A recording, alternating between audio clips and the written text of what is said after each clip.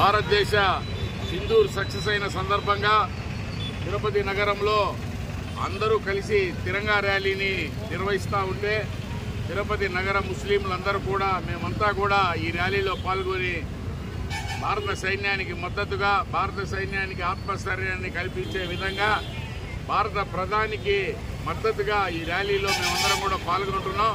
మేము ఈ దేశంలో పుట్టాం, ఈ దేశ పౌరులం. కొంతమంది మేమేదో బయట వాళ్ళలాగా బిహేవ్ చేస్తూ ఉన్నారు. కాదు, మేము భారతీయులం.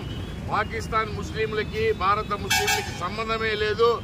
మాకంటూ భారతదేశానికి ఇబ్బంది వస్తే మేమే ముందు వరుసలో నిలబడి పోరాడతామని కూడా ఈ సందర్భంగా తెలియజేసుకుంటాం.